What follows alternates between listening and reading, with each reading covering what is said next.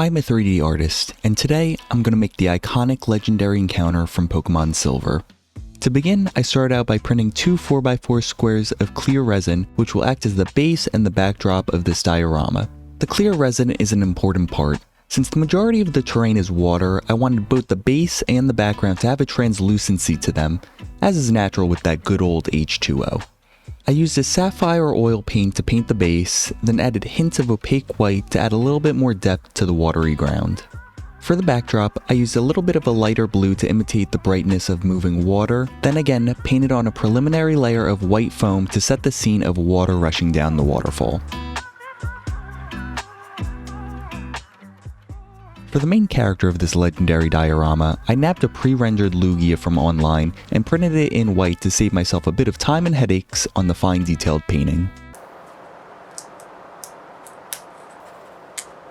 While crunching, I accidentally crunched off his delicate little back flippers, which I'll need to painstakingly glue back on because I have a bit of artist OCD and wouldn't feel as if the beast was true to form without them. Needless to say, supergluing these fins were a pain in the back, both literally and figuratively, as it seemed easier gluing them to my fingers rather than to the model. Now back to the landscape. In 3D modeling software, I modeled a few boulders and rocks that were present in the original scene. I also modeled and printed a little chibi-style trainer, who will be hoping that this flying beast he's about to encounter is shiny.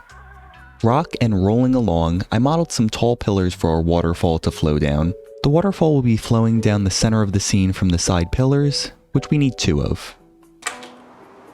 And I am fully self-aware that that rock and rolling pun wasn't exactly rock solid, so give me a few of your best rock puns in the comments.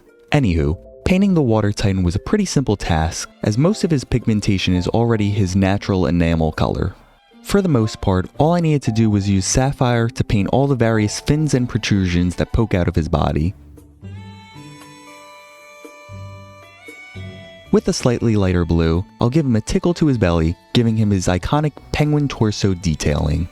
Lastly, the tongue needed to look a bit more tonguey, so the entirety of his face hole I'm going to dab with a very mucosa looking pink. Now, how does one paint stones and make it sound artistic and interesting rather than just slapping some gray paint on some rough looking squares and circles? Consciously breaking the fourth wall to you, the beautiful viewer, that's exactly what I'm going to try to do. I first added a base layer of gray to all the sedimentary formations, followed by a few layers to dirty those bad boys up. I first started with the darkest black I could find to add a bit of ambience to those cave rocks. After dry brushing the black on, I then added a bit of contrast with white to really make the highlights pop and create the illusion of water shimmering off of the structures.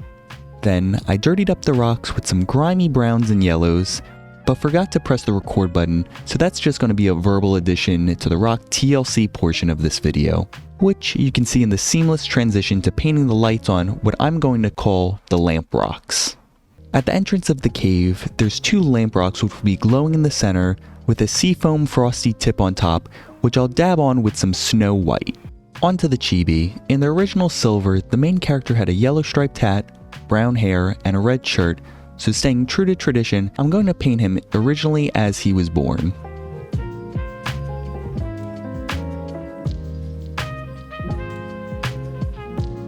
Now completely contradicting that statement I just made a few seconds ago about staying true to form, I'm going to add a silver backpack in honor of the original game in which you encountered this iconic scene.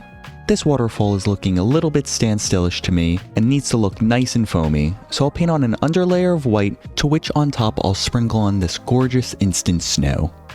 I use this instant snow because I can add a bit of water and it'll puff up bigger than my throat eating peanut butter, and it'll give the waterfall a beautifully irregular three-dimensional flowing look.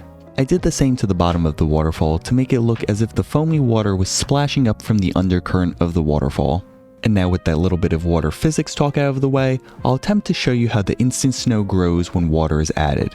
Inevitably, in this demonstration I completely missed the snow when dripping the water from above, so here's how the magic looks if you've never seen instant snow before.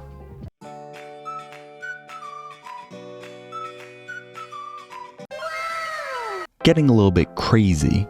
I'll use some super glue to glue the background to the ground, adding the waterfall pillars, as well as the rest of the rocks in the scene. For this legendary encounter, of course we need to glue both the Pokemans and the trainer, but before we're all finished, I thought of one additional touch to add. To add a little bit more wisp to this waterfall, I gathered up some cotton rolls to which I tore and added beneath Lugia. This will do two important things. First, it'll add a bit more dimension to our waterfall, as if the water were splashing as it reached the bottom. But more importantly, it'll also cover Lugia's support beam, which will make him look as if he's flying above the water. And with the last of the spring rolls fluffed and added to the base, I say it's time to look at this beauty.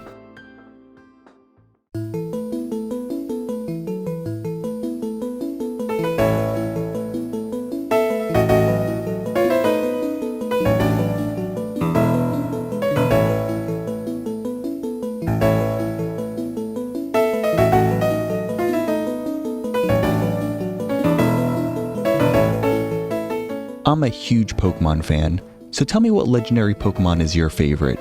Are there any Pokemon themed dioramas you want to see made in a future video? Let me know below. Thanks for watching, and as always, have a beautiful week and see you next time.